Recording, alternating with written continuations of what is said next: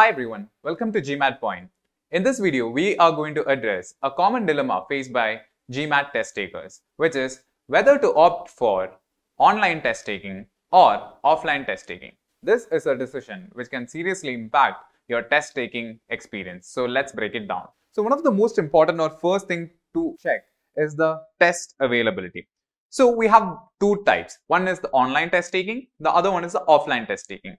Online testing actually offer you great flexibility, which means you can schedule your exam at any time and anywhere, which means you have a lot of flexibility when it comes to the test taking, which can be a game changer for people with hectic schedules who are working or studying, and or with people who have an unconventional sleep pattern. So if you are someone who sleep at, say, a different time zone, or if you sleep at a very different time, you can actually opt for online test taking.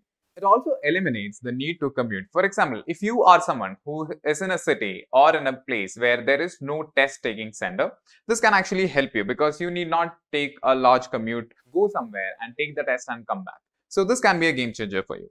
On the flip side, we have test centers which have fixed time slots and locations. So you can actually go to the test center on a fixed time slot which you choose and at a fixed location. So online test taking definitely has a lot of flexibility in these aspects. Now let's look at the test cost. When it comes to the cost of taking the exam, there is also a significant difference, which is online test taking, it will be $300 in India and $275 if you're taking in the test center. So online test taking would be on slightly on the pricier side, but I think if you are calculating or if you're factoring in the cost of commute and other expenses, it would be on the similar line. But then also the flexibility and other things are still there.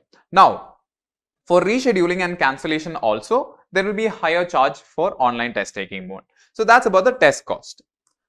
Now let's look at the test environment. For example, if you are someone who is taking online test taking versus an offline test center, there is a slight difference in three aspects. One is the system requirements, the other would be the whiteboard option, and the third one would be the role of proctors. Now, if you're going for online test taking, the system requirement is something that you need to check. You need to go to GMAT system specification, run a system check and make sure that your device is compatible. And if you are opting for a test center, you have the flexibility. Why? Because the equipment is provided, so you just need to show up and take your test. Now, when it comes to the whiteboard options, you have to choose between, say, a virtual or physical whiteboard, and you may require a practice for understanding how the virtual whiteboard work. Now, when it comes to the test center, they will give you a physical whiteboard and markers to use, so there is no learning curve. You can just go there, attempt it. So that will be a point which you need to note. And when it comes to the role of proctors, in online mode, you have remote proctoring, which means there is no in-person support. So you may have to, say, message someone and get a reply, which can be a hassle for some people. And in the test center, you will have people there. So there is an in-person proctor available and immediate assistance will be available. You can actually access the assistance immediately. So in a nutshell, what you need to do is to consider the flexibility, the cost and the testing environment and choose the option which is the best for you. So that's it. Thank you and best of luck with your preparation.